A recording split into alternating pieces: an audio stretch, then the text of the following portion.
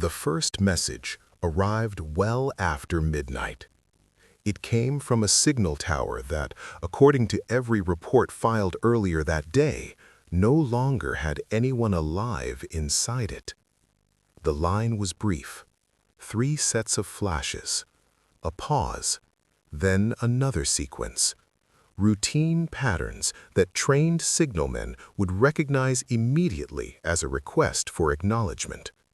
Nothing frantic, nothing unusual in the rhythm. It looked like ordinary traffic between 2 Union positions somewhere along the western frontier in the final year of the American Civil War. But the men assigned to that tower had been reported dead several hours earlier. At least that was the conclusion written in the logbook of a nearby outpost along the Texas frontier in late 1864. The tower itself stood on a dry ridge overlooking miles of open land. It had been built quickly during the war, one of many temporary signal stations used by Union forces trying to maintain communication across territory where telegraph lines were unreliable or easily cut. From the ground, the structure appeared simple, a narrow wooden platform raised above the surrounding brush, a ladder, a small roof to shield signal flags and lanterns from wind. Nothing about it suggested permanence. These towers were built to last only as long as the war required them. And yet this particular tower remained active longer than most. For viewers who appreciate careful historical reconstruction, you may consider subscribing to Canon of Darkness. This channel focuses on documented events where small fragments of archival evidence reveal stories that rarely appear in traditional histories.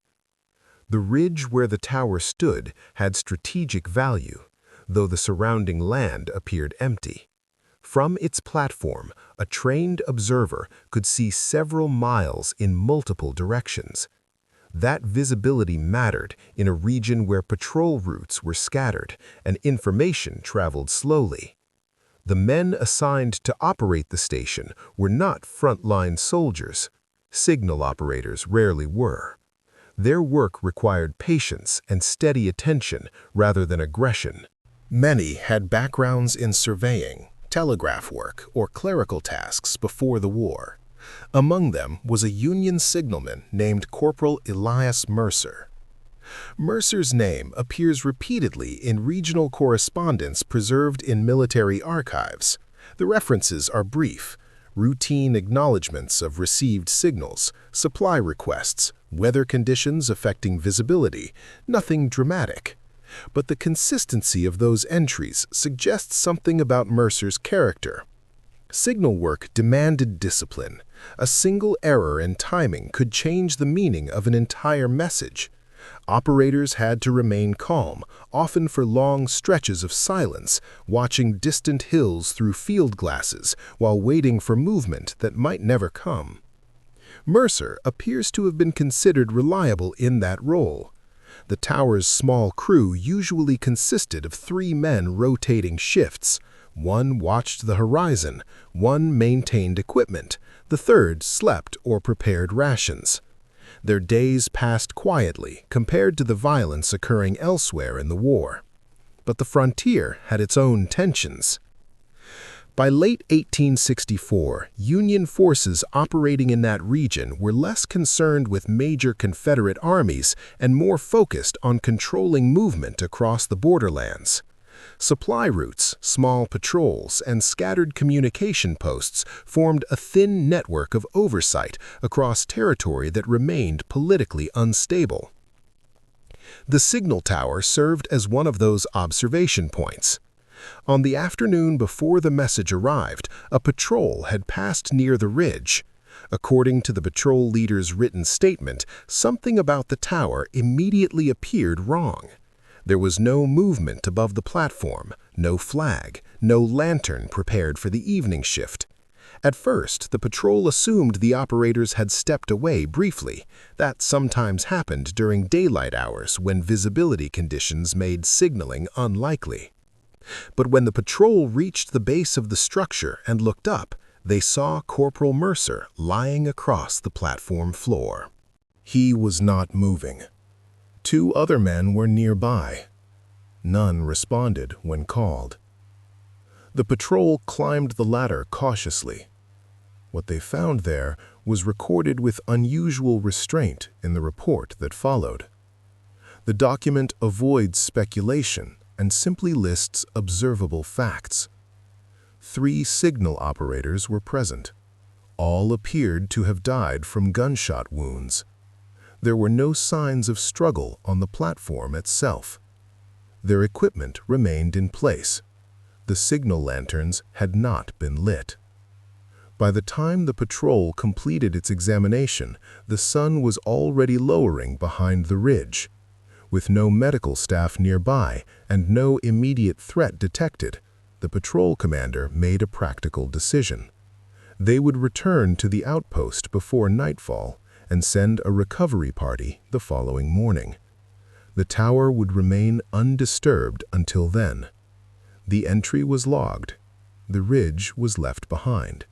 And several hours later, after midnight, the signal station on that same ridge began transmitting messages again. If you find yourself interested in how small historical details can reveal much larger truths, you may also want to explore the other documented stories on this channel once this one concludes. For the men stationed at the nearby outpost, however, the situation unfolding that night did not yet resemble a story at all. It looked like a problem in their communication network, and problems like that required immediate attention.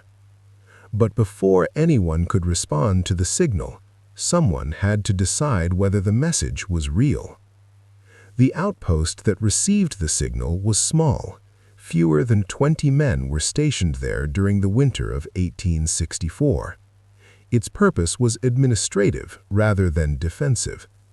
Couriers stopped there to exchange reports. Patrol units rotated through when moving between larger posts. Most nights passed without incident.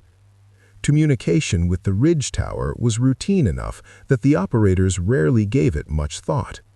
Messages arrived several times a day, usually short confirmations that visibility remained clear or that passing patrols had been observed. The exchanges followed familiar timing patterns learned through months of practice. That familiarity is what caused the signal to draw attention. Private Samuel Tilden was on watch when the lantern flashes appeared along the ridge. His role that night involved recording any activity visible from the observation window inside the outpost's small signal room. He had worked similar shifts for several weeks and understood the expected intervals between stations. When the light appeared, he assumed at first that the earlier patrol report must have been mistaken. He opened the signal log and began recording the sequence as it arrived. The pattern was not hurried. Whoever controlled the lantern understood the timing system used by Union signal operators. Each pause fell within the standard range expected during routine transmissions. Tilden later described the moment in a written statement preserved in a regimental file. His language remained plain. He did not say the signal seemed strange. He said it seemed correct. That distinction mattered. An incorrect pattern might have suggested interference. Lantern light reflecting off terrain sometimes created misleading flashes. Even inexperienced soldiers could misread distant signals if visibility conditions were poor. But this pattern followed the structure used for direct acknowledgement requests between 2 stations. It asked a simple question: "Are you receiving?" Tilden hesitated before responding. He had read the patrol report earlier that evening while helping update the communication records. According to that document, 3 signalmen on the ridge had already been found dead. Their lanterns had not been lit. No one remained alive to operate the tower. If the report was accurate, the station should have been silent. Still, signal discipline required confirmation. Ignoring a legitimate transmission could disrupt the entire chain of communication along the frontier. After a short pause, Tilden called for Sergeant Matthew Rollins, the non-commissioned officer responsible for the signal room that week. Rollins had served with the Corps longer than most of the men at the outpost. He entered the room slowly, adjusting his coat against the cold that moved through the building's thin wooden walls. When Tilden pointed toward the ridge, Rollins stepped closer to the observation slit and watched the distant flashes. He did not speak for several seconds. Then he asked to see the patrol report again. The document still lay on the table beside the logbook. Rollins read it carefully, following each line of the patrol commander's description. The wording left little room for interpretation. 3 men had been found on the platform. None had responded when addressed. Gunshot wounds were noted. The station had been declared inactive until morning. Rollins returned to the observation window. The lantern flashed again. Another pause. Another request. He considered several possibilities before giving an order. A passing patrol might have reached the tower after the earlier report was written. Someone could have lit the lantern to restore communication without sending a courier to the outpost. That explanation seemed practical. Rollins instructed Tilden to acknowledge the signal.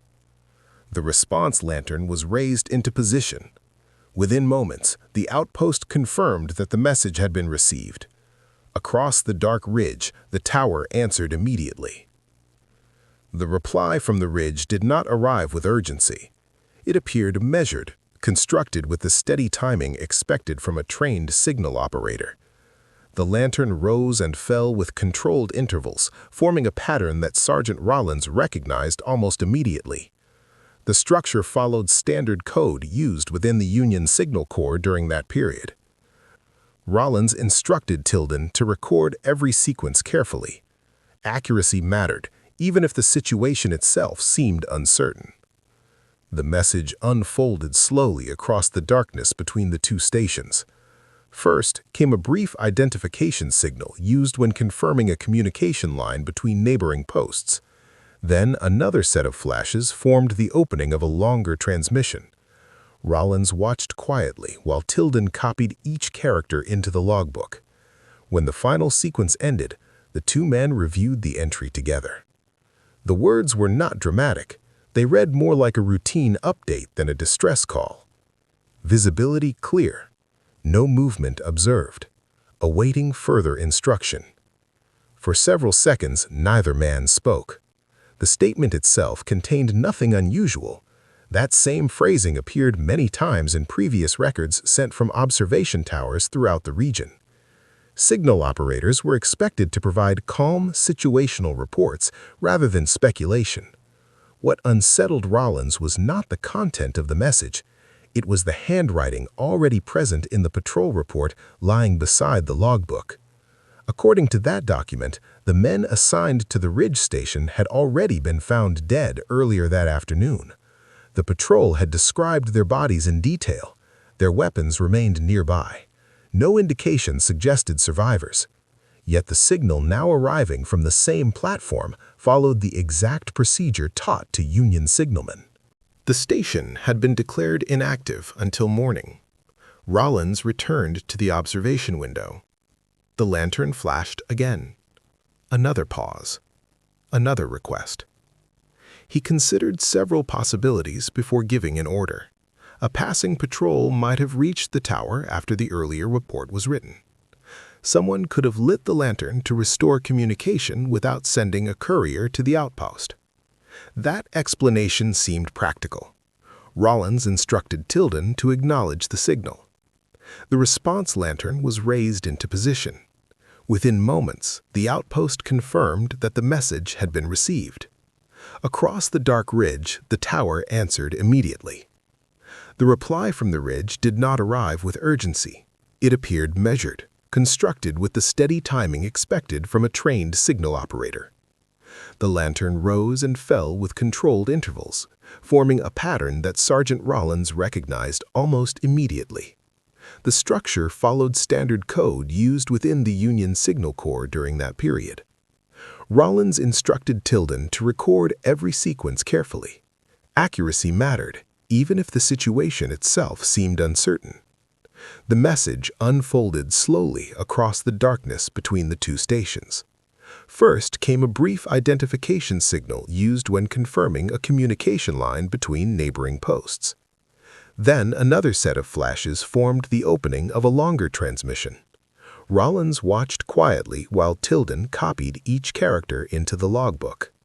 When the final sequence ended, the two men reviewed the entry together. The words were not dramatic. They read more like a routine update than a distress call. Visibility clear, no movement observed, awaiting further instruction. For several seconds, neither man spoke. The statement itself contained nothing unusual. That same phrasing appeared many times in previous records sent from observation towers throughout the region. Signal operators were expected to provide calm, situational reports rather than speculation. What unsettled Rollins was not the content of the message.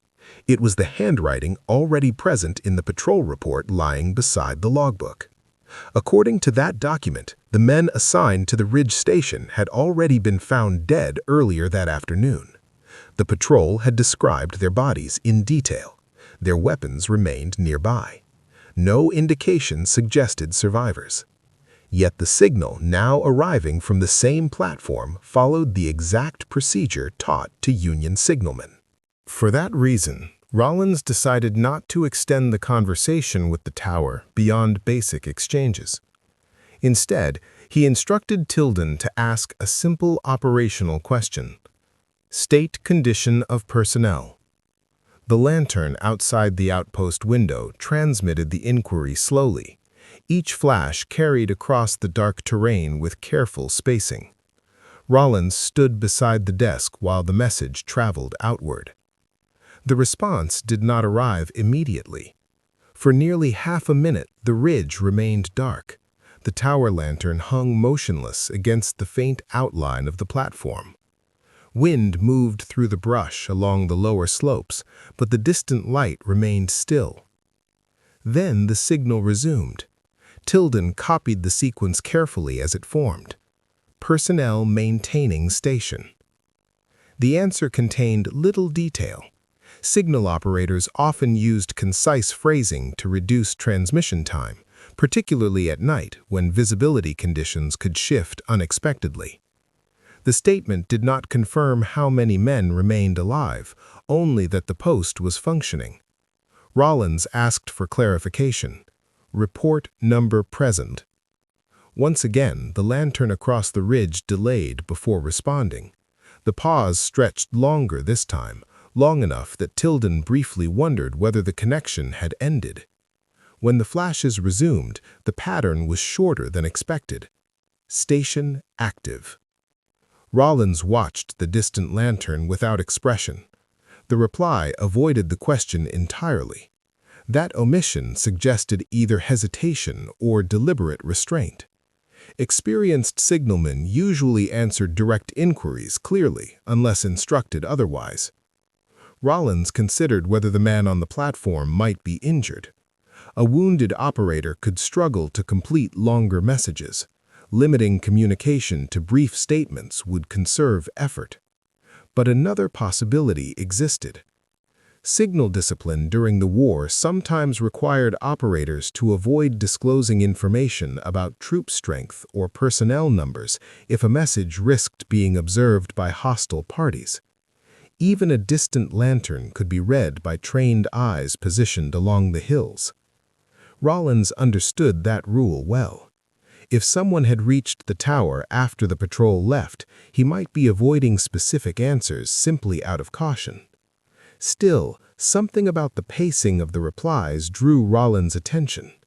The lantern did not move erratically or with visible strain.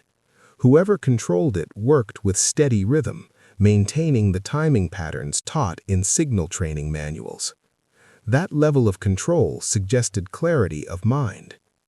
Rollins turned toward the window again and studied the ridge. The lantern continued its quiet motion against the darkness, rising and lowering with mechanical precision. The patrol report described 3 men lying on that platform. Now a message was being sent from the same location by someone who seemed fully capable of operating the equipment.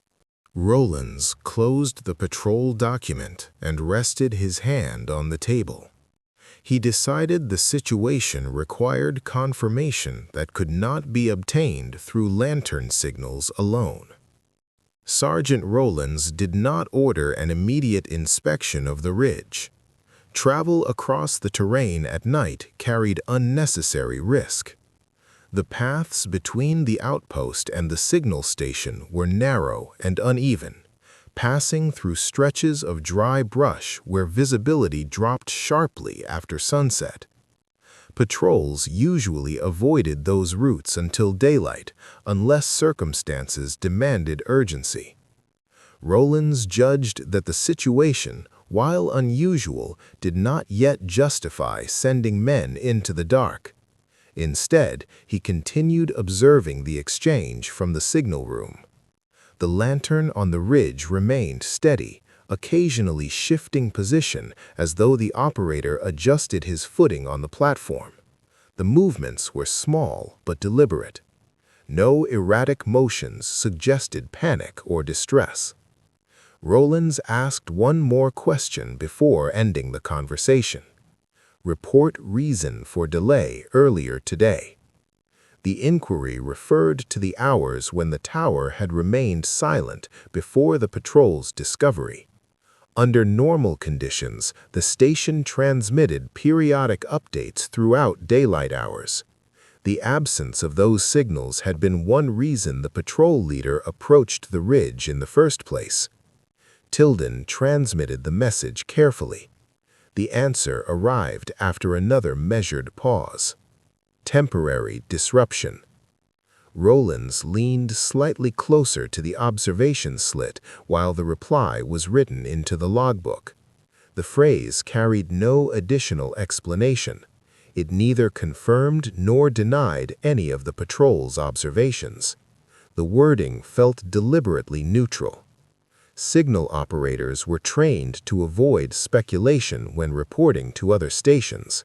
Still, most men added brief context when describing interruptions. Weather changes, equipment failures, or obstructed sightlines were usually mentioned. The message from the ridge did not include any such detail. Rollins considered pressing further. He could request a full report or ask the operator to identify himself by name. Either approach might clarify who remained alive on the platform. But Rollins also knew that extended questioning through lantern signals would attract attention. Any observer positioned on distant hills could potentially read the exchange. Communication across open terrain rarely remained private for long. He decided to end the conversation. Tilden transmitted a final acknowledgement indicating that the outpost had received the tower's update. The signal lantern then lowered slightly, marking the close of the exchange for the night. Across the ridge, the tower lantern responded with a brief confirmation and then went dark. For several minutes, the 2 men remained in the signal room without speaking. Rollins studied the logbook while Tilden replaced the equipment along the window frame. The entries now filled nearly half a page with copied signals and recorded times. Nothing within the text suggested disorder. Every sequence had followed standard procedure. Yet the patrol commander's report still described 3 motionless bodies discovered earlier that afternoon.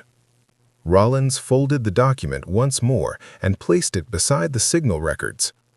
The explanation that someone had survived the initial shooting remained possible, but the patrol's account made that scenario difficult to accept without further evidence. Rollins decided the matter required verification at first light. He left instructions for a small detachment to accompany him to the ridge once the sun rose high enough to allow clear travel. The platform would be inspected again, and the condition of the crew would be confirmed directly. For the moment, however, there was little else to be done. The signal room returned to quiet routine. Outside, the ridge tower stood in darkness again. And somewhere within the outpost's paperwork, two official records now described the same location in completely different ways. Morning on the frontier rarely arrived quietly. Even before sunrise, the outpost began its usual routine. Horses shifted in their pens. A cook lit a small fire behind the barracks. Men preparing for patrol gathered their equipment while the first light spread slowly across the dry hills. Sergeant Rollins left the building shortly after dawn with 4 soldiers assigned to accompany him to the ridge. None of them treated the task as unusual. Patrols visited signal towers regularly to deliver supplies or inspect equipment. Only Rollins and Private Tilden knew that the patrol report and the signal log from the night before described conflicting realities. The group traveled on horseback along a narrow path that curved through low brush and scattered rock. From the outpost, the ridge appeared closer than it actually was. Reaching the base of the tower required nearly 40 minutes of careful movement through uneven ground. As the sun rose higher, the platform came into clearer view. The structure itself showed no visible damage. The narrow roof still covered the signal frame.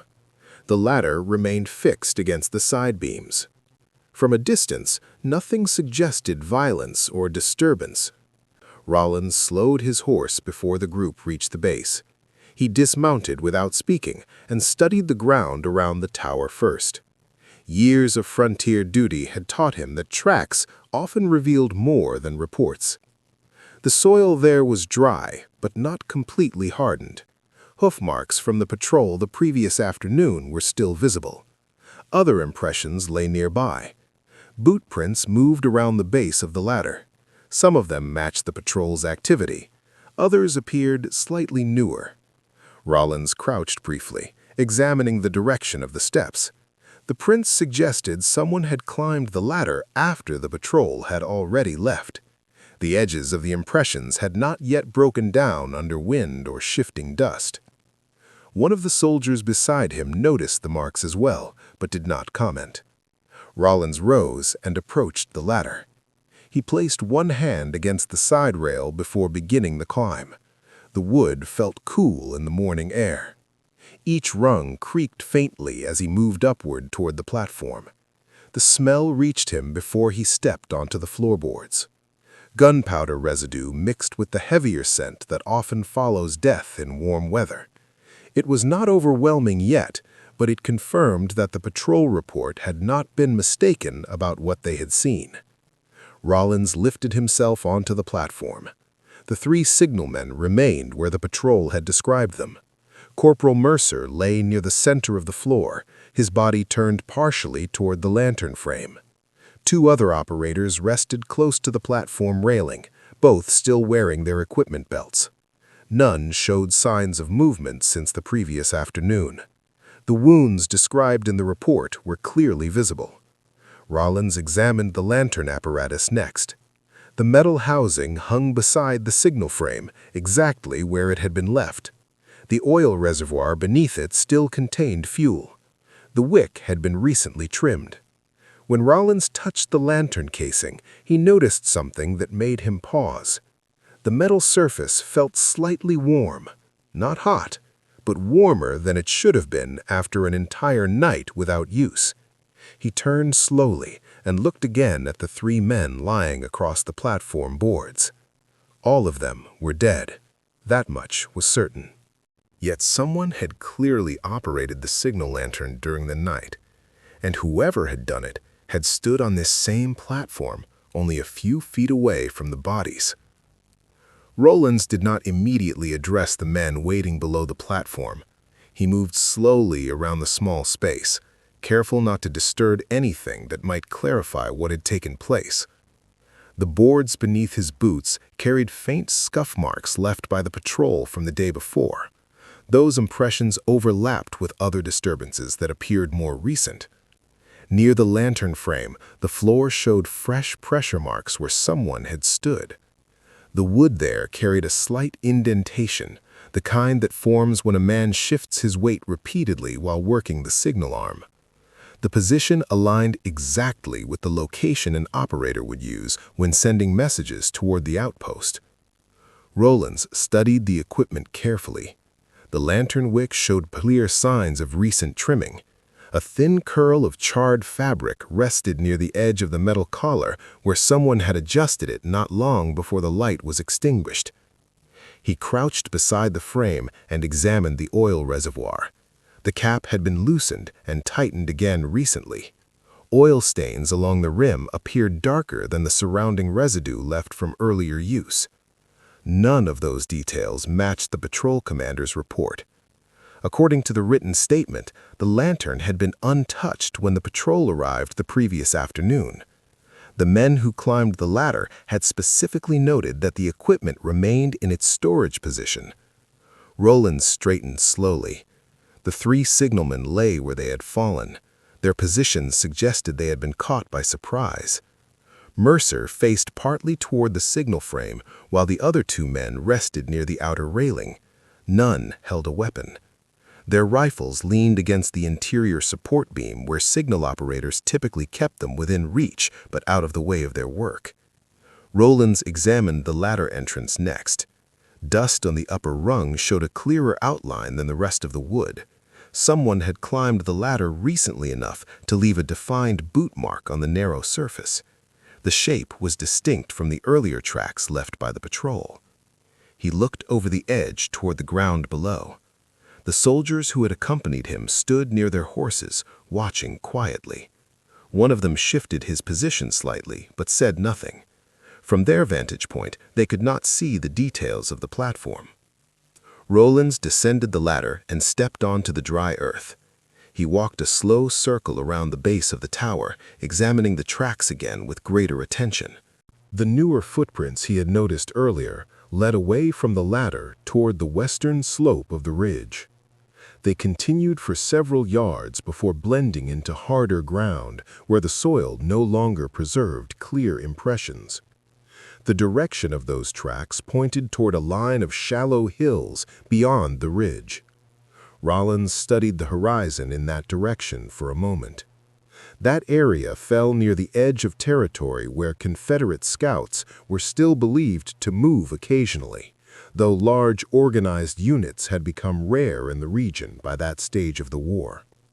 A small party passing through during the night could have reached the tower without much difficulty. If someone had discovered the platform after the patrol left, he might have climbed the ladder simply to understand what had occurred there. Yet the signal sent during the night had not resembled a curious experiment. It had followed the procedures taught to trained operators, which meant the person who used the lantern likely understood the signal system already. Rollins returned his attention to the ladder. Whoever had stood on that platform during the night had been surrounded by the bodies of 3 dead men, and still chose to operate the tower as though nothing unusual had happened. Rollins remained near the base of the tower for several minutes before giving any instructions. The soldiers waiting with him had begun to understand the situation without needing explanation. Their eyes moved between the ladder and the open land stretching westward beyond the ridge. No one spoke. Silence often accompanied moments when soldiers realized that a report no longer described the full reality of a place. Rollins eventually directed 2 men to climb the platform and prepare the bodies for transport. The task was routine but unpleasant. The signal operators would need to be returned to the outpost for burial and documentation. While the soldiers began that work above him, Rollins continued examining the ground around the tower. The footprints leading away from the ladder remained the only sign that someone else had been present during the night. They were not numerous. A single person appeared to have moved away from the structure and descended the western slope. The stride length suggested a man walking rather than running. Rollins followed the trail carefully for a short distance. The marks crossed the dusty surface of the ridge and then faded where the ground hardened. Beyond that point, the landscape offered little evidence of direction. Wind and sparse vegetation erased small disturbances quickly in that region. He stopped where the impressions disappeared. From there, the terrain dropped gradually toward a series of shallow valleys. Narrow cattle paths crossed through those depressions, connecting scattered ranches and abandoned farmsteads that had once supported small frontier communities before the war disrupted the area. A man familiar with the land could travel several miles through those routes without being easily seen. Rollins returned to the base of the tower. Above him, the soldiers had begun lowering the first body carefully down the ladder. Mercer came last. His uniform still carried the insignia of a signal corporal, though the cloth was stained by the wound across his chest. Rollins looked briefly at the lantern apparatus once more after climbing the platform again. He tried to imagine the moment when the unknown visitor had arrived. The three men were already dead by that time. The patrol had confirmed it earlier in the afternoon. The stranger must have discovered the scene after sunset, when the ridge fell quiet and the wind moved across the grass. Instead of leaving, he had climbed the ladder. The lantern had been prepared deliberately, the wick trimmed, the oil checked. Then the operator had begun sending signals toward the outpost with practiced timing. Rollins considered the psychology of that decision. A person who stumbled upon such a place by accident would more likely have left immediately or searched for help. Remaining on the platform required a different mindset. Whoever had used the tower understood that communication lines along the frontier depended on routine exchanges. By sending a standard report, he ensured the outpost would believe the station remained active. That choice delayed investigation until morning. Rollins descended again and watched as the soldiers secured the last of the bodies to a pack saddle. The group would soon begin the slow ride back to the outpost. Before leaving, Rollins took one final look at the ridge. The tower now stood empty, but the logbook at the outpost still contained a conversation recorded during the night between two stations that, according to the evidence on the platform, had not both been occupied by living men. Somewhere beyond the western hills, the person who sent those signals had already disappeared into the frontier. The ride back to the outpost took longer than the approach. Transporting the bodies required careful movement across uneven ground, and the men avoided unnecessary speed. By the time the group reached the wooden buildings near midday, several soldiers had already gathered outside after noticing the returning patrol. Rollins did not address them immediately. The bodies were carried first to a small storage room used temporarily for medical examinations when a surgeon passed through the post. No physician was stationed there permanently, but standard procedures still required a written description of wounds and personal belongings before burial. Rollins assigned 2 men to begin that documentation while he returned to the signal room. Private Tilden was still there. The young signalman had spent the morning reviewing the entries from the night before. When Rollins entered, the logbook remained open on the desk exactly where it had been left. Tilden stood when the sergeant approached. Neither spoke for a moment. Rollins eventually sat down and read the recorded signals again. The text remained clear and orderly across the page. Each message had been copied carefully with the time noted beside it. There was no sign of confusion in the writing. Tilden had followed procedure exactly as he had been trained. Rollins placed the patrol report beside the logbook once more. The two documents now created a narrow contradiction. One described 3 men lying dead on the platform during the afternoon inspection.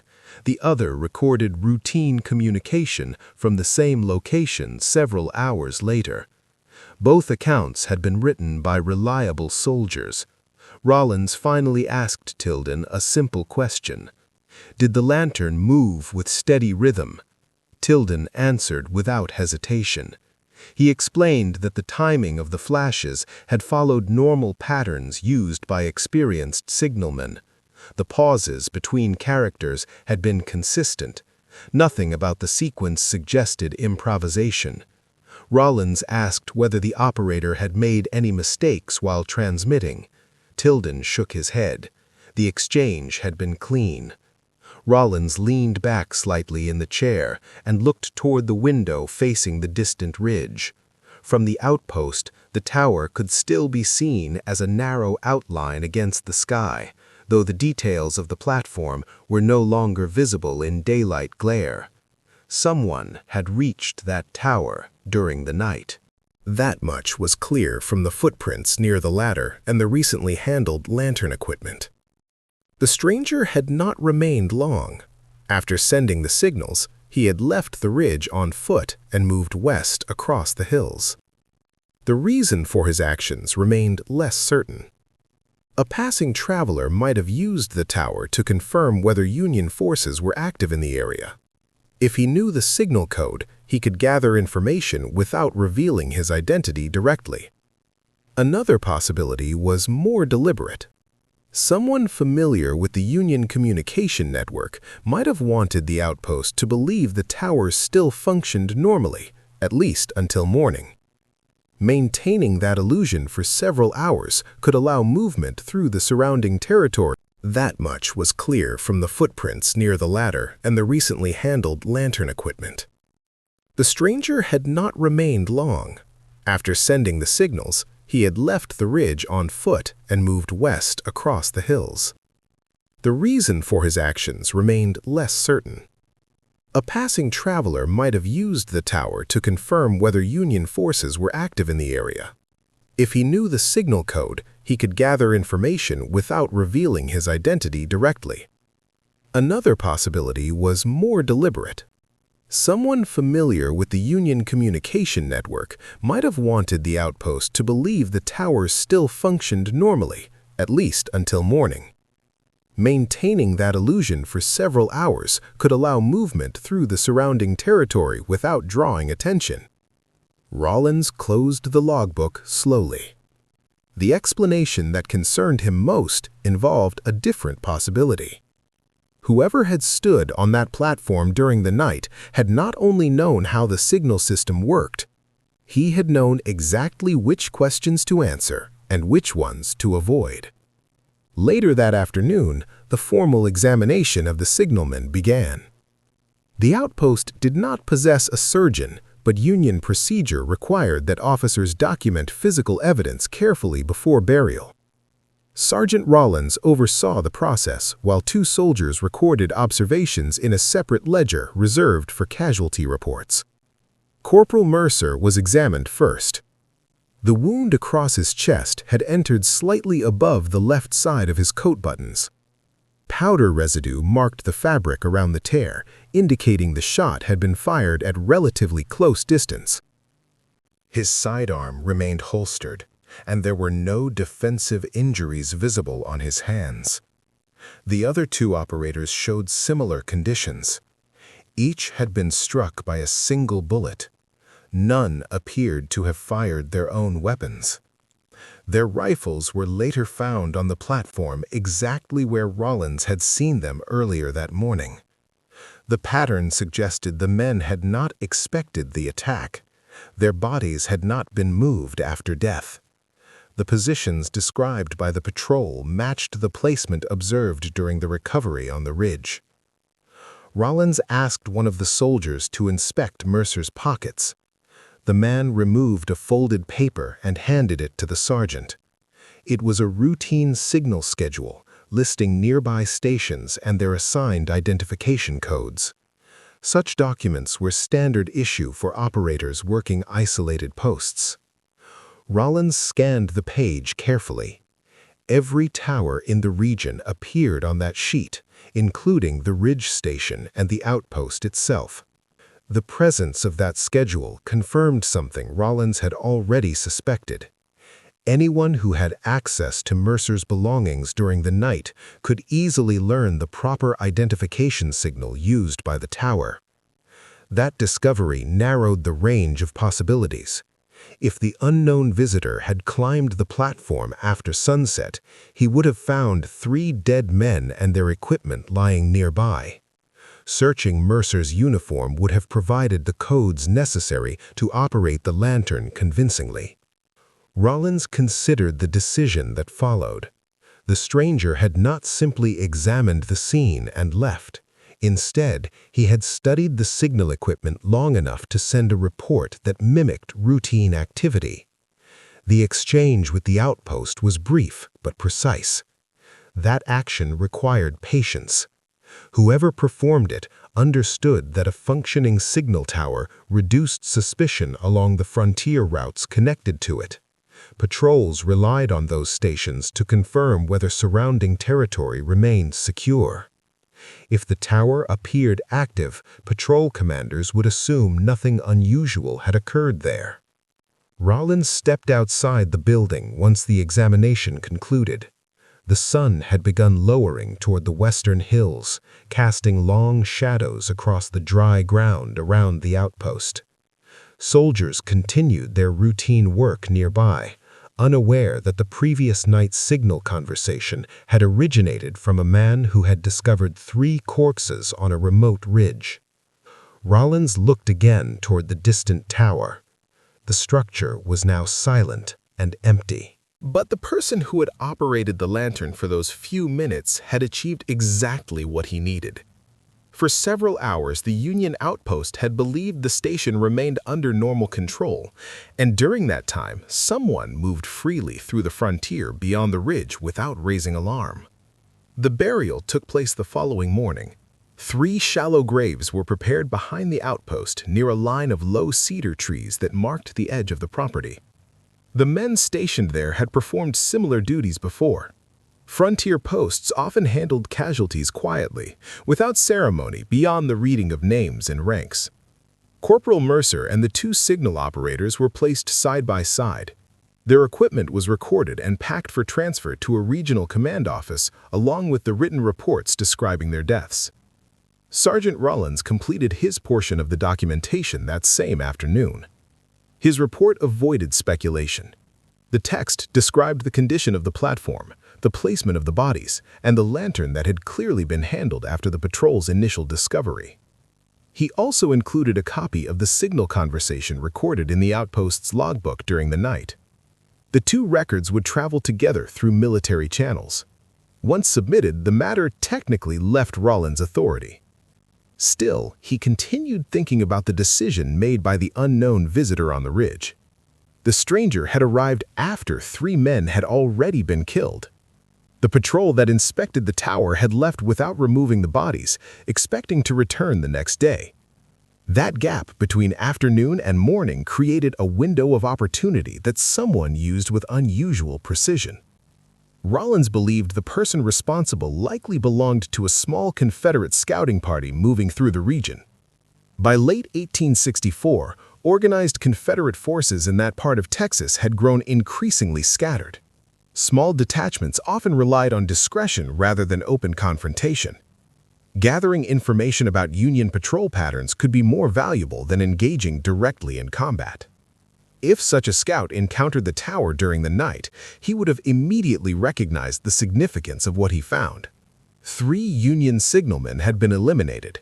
Their observation post now stood empty. Leaving the tower silent would eventually draw attention. A quiet station suggested trouble. Patrols might investigate quickly, disrupting movement across the surrounding territory. But if the tower appeared operational, even briefly, the illusion of normal activity could delay suspicion. Rollins believed that calculation explained the lantern signals. The stranger had used Mercer's schedule sheet to identify the correct code. Then he transmitted a routine message, offering nothing beyond basic confirmation. When questioned further, he answered carefully, without revealing details that might contradict the scene on the platform. The exchange lasted only long enough to establish credibility. After that, the lantern went dark again. Rollins finished writing his report and sealed the documents inside an envelope marked for delivery to the district headquarters several days' ride away. Years later, historians reviewing those records would notice the unusual sequence of events. But at the time, the explanation remained straightforward in the minds of the soldiers who had witnessed it. A skilled scout had discovered an opportunity and used it efficiently. He had stood on a wooden platform beside 3 dead men, studied their equipment, and transmitted a message designed to buy time. The signal tower answered the outpost that night, not because anyone survived the attack, but because someone understood exactly how the system worked and knew how easily it could be used against the people who trusted it. The documents left the outpost several days later with a courier traveling north toward district headquarters. Military correspondence during the war moved slowly across the frontier. Reports passed through multiple hands before reaching officers responsible for regional records. Most of those documents were reviewed quickly and filed with hundreds of others describing routine losses at scattered posts. The report describing the Ridge Tower did not receive special attention at the time. From a logistical standpoint, the incident was not unusual. 3 signal operators had been killed at an isolated station. Small Confederate scouting parties were known to operate throughout the area. Violence along remote communication lines was an expected part of maintaining military control over large territories. What made the document different was the brief signal conversation recorded alongside the casualty report. The logbook entry preserved the exchange exactly as it occurred. Each sequence of flashes had been copied carefully by Private Tilden, along with the times noted beside them. The language of the messages remained calm and procedural. No alarm had been expressed by either side. Years later, when historians reviewed those archives, the sequence drew quiet attention among researchers studying the Union Signal Corps. The exchange represented a rare example of communication being deliberately maintained by someone who did not belong to the system itself. The individual who operated the lantern that night never appeared in any official record. No Confederate unit later claimed responsibility for the deaths at the tower. Frontier scouting parties rarely kept detailed reports, and many such groups dissolved before the war ended. The identity of the person who climbed that ladder remains unknown, but the logic behind the decision is easier to understand. Signal towers created an illusion of order across large areas of unstable territory. A single lantern flashing from a distant ridge could reassure soldiers many miles away that communication lines remained intact. Patrols relied on those quiet confirmations when choosing where to travel and when to move supplies. The man who discovered the tower recognized that weakness. Standing beside 3 fallen operators, he understood that silence would attract attention. A quiet station suggested disruption, but a brief exchange using proper signal patterns could delay suspicion long enough to move safely through the surrounding land. The system worked exactly as designed. It trusted that the person holding the lantern belonged there. That assumption held long enough for the stranger to disappear beyond the hills without pursuit. When the tower was finally examined the next morning, the message had already done its work. In the end, the signal network did not fail because of faulty equipment or poor training. The failure came from something more subtle. A communication system built on discipline and routine could still be used by someone who understood those same habits well enough to imitate them. If you find these carefully documented moments from history worth exploring, you may consider subscribing to Canon of Darkness and continuing with other recorded stories on this channel.